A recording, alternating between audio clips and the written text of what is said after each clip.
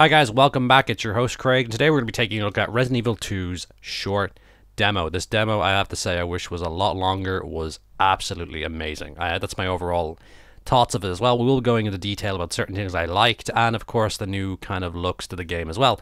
First thing I can say about this game is that this game totally benefited from the Resident Evil's new engine from Resident Evil 7. Oh my god, this game has gotten a lot more immersive. The creepiness of it, the gore. It's kind of rebuilt the idea of what the original Resident Evils were based around, which was a horror survival game where naturally you would be a bit scared playing it. You know, there was moments where I was freaked out because of the sounds and the noises and the windows breaking and the zombies coming at me. But anyway, let's go into further detail now in one moment, and we're going to take a look at sound at first. So, hope you guys enjoy this review and stick around for the end.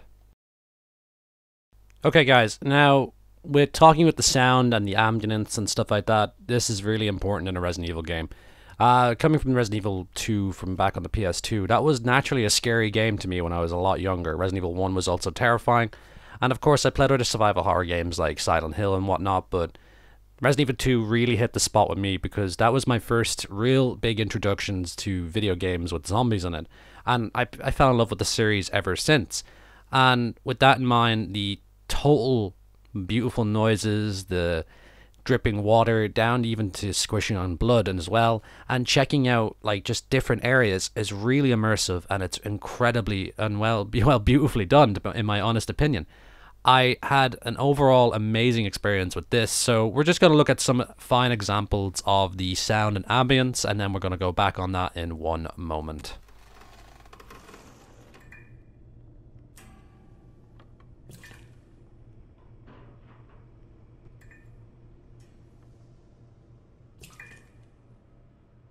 You got this.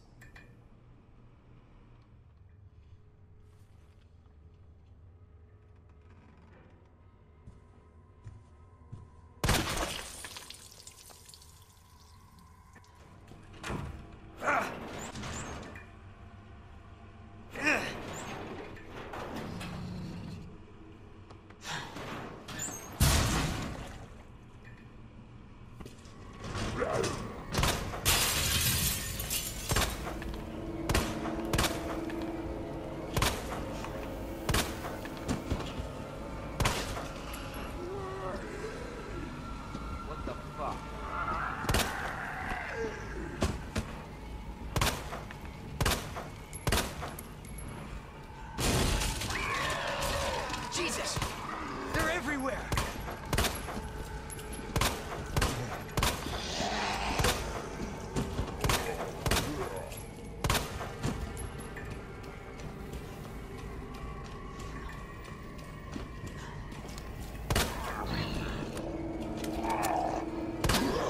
You bastard!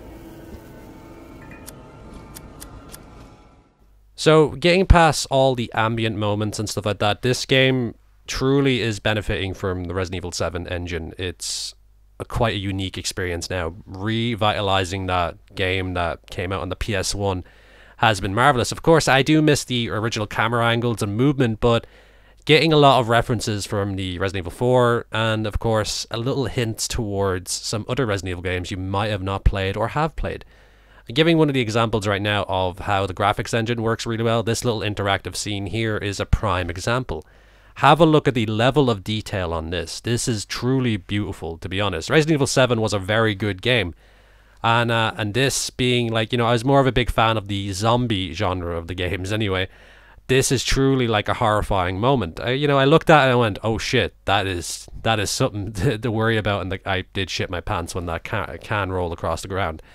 But, you know, looking at it more and more, I'm looking forward to this. That's how overall I'm looking forward to this. And plus the whole puzzles and the whole way how puzzles are done in this game are also fantastic. I'll give an example of that in a little while, but moving on to one of my major points right now, which was the whole visceral gore and the environment building as well, which we have right now is here. This is kind of like a little flashback, for me at least, from Resident Evil Outbreak File 1, where you could board up doors or windows or barricade them to slow down the zombies as you move through an area.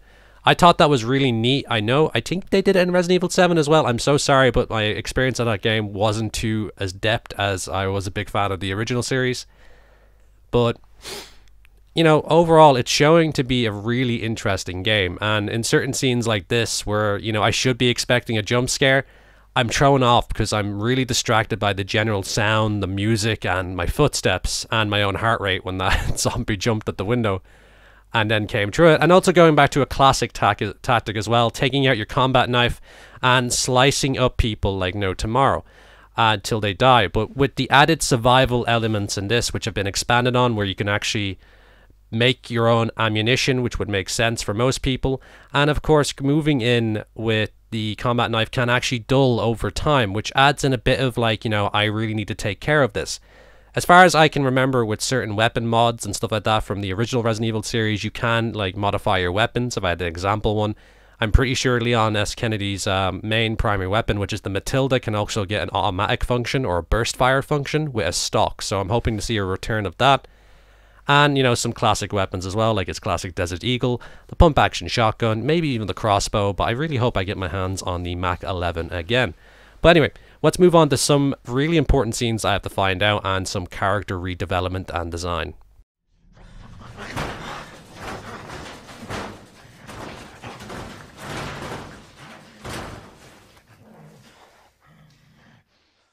Okay guys, we're going to take a look at Leon S. Kennedy first. Leon S. Kennedy's look has actually not drastically changed, but only subtleties, I can imagine, basically.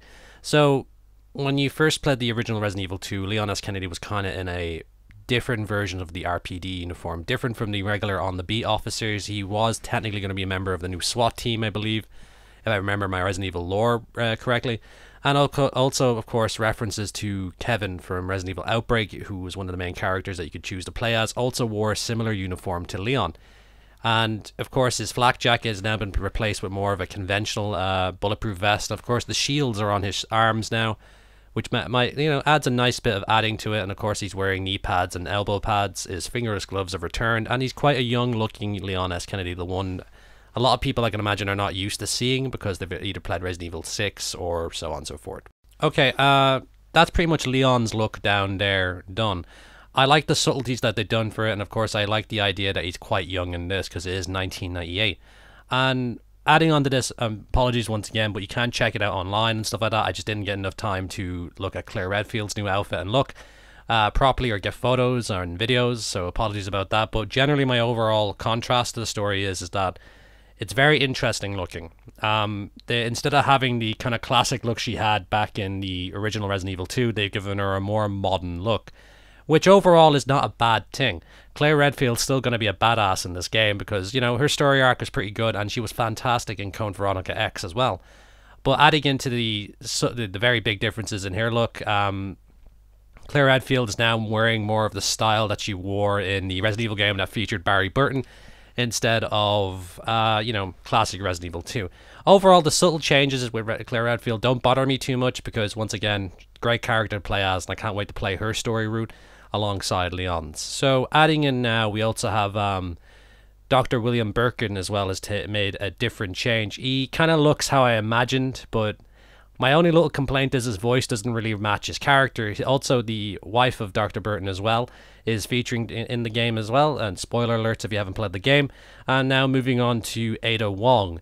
Ada Wong is a secret agent who was employed by Albert Wesker during this time, and her look hasn't really changed too much. She has that classic red dress on, and of course when you first meet her, she's wearing kind of like an overcoat, a beige overcoat, sunglasses to hide her identity and whatnot. Her story will pop up more hopefully during the game because you learn about a lot about Ada during Resident Evil 2 and how she, you know, gained access to certain areas, which I'm not going to spoil too much. If you guys haven't played this game too much, you know, there will be spoilers. I should have warned you at the beginning. I'll probably put something in the top of the details about it. But now moving on to my next character, probably one of my favorite characters as well, because he was a really like big influence for me on the series, because, you know, he's your first friend you make in the game basically, and I won't say any more after that, so let's hold on for one moment. So, moving on now, as I said, we're going to see a very pinnacle character in the Resident Evil series, at least Resident Evil 2 for me, which was Marvin. Marvin's look has slightly changed from his original one. Of course, the game didn't have a remake for a very long time, and it's kind of awesome seeing how Marvin looks now in proper graphics and whatnot. His uniform really hasn't changed too much. He's in his standard police uniform, short sleeve shirt, in a lighter blue for the summertime. And of course, he does look fantastic. The whole voice acting and generally, like, I have to say again, the visceral gore on his shirt and stuff like that from his bite wound, and his voice actor is fantastic. Leon S. Kennedy's voice actor is very good as well. So is Claire's. Ada Wong's is perfect as well. My only little complaint I will mention about voice actors is that William Birkin's voice actor doesn't really match up, and it kind of weirds me out that he's like that. But to going into my final bit of details talking about this little review, is that I'm really hopeful about this game. I truly am, and it is going to be probably one of the best remakes I've seen in a long time in a Resident Evil game, given that there haven't been many remakes at all. Some ports and, HD remasters, but when it comes to the last two Resident Evil games that came out, Resident Evil 6, 5 and 6, I wasn't really impressed with them. It was too action-paced for me, but this one kind of brought back the core survival moments that I wanted in a Resident Evil game, and of course, it's going to be an interesting addition for anyone who likes the Resident Evil series or are thinking about getting into the series, because you necessarily don't have to play the first one, but I highly recommend you playing the first one, which there is a HD remake that originally came out on the GameCube, but now you can get on, now you can actually get one for the PS4 as well. You can actually play the entire Resident Evil series, apart from Resident Evil 3, I believe, on PS4, so you play Resident Evil 1, now you can play Resident Evil 2, and of course you can play Resident Evil Code Veronica X, which is also another Claire Redfield game. And of course, with this in mind, this story takes place after the first one, as you may know, which, overall, I'm looking forward to this. This is very important for a lot of Resident Evil fans to actually get this new HD, this fantastic looking game out in the market so they can get their hands on it, which very much benefited from the Resident Evil 7 engine, as I said before. I know I've repeated myself a few times on this, but I am going over the major points that really benefited this game. And that's pretty much it. So, what would I rate this game out of? I guess I would rate this game out of 10 Marvin zombie head crushes out of 10. Like, I'm really that excited about this game. This 30-minute demo wasn't long enough for me. It made me want to go back for more. And of course, exploring the Resident Evil universe back at its roots is going to be awesome. So guys, I hope you enjoyed the review, and we'll see you next time on RTC. See you guys. Have a good one.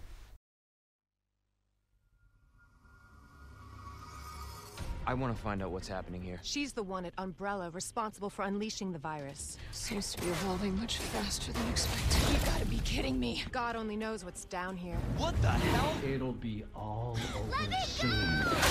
I'll get you, you fucker! Yeah. Sherry, I'm coming! I'm not handing over anything! Jesus Christ. That. You don't know what you're up The against. whole place is coming down. That's a pretty damn good idea.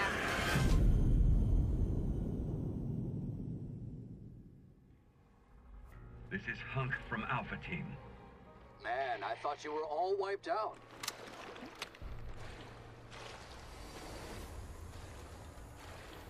Ah, しんど。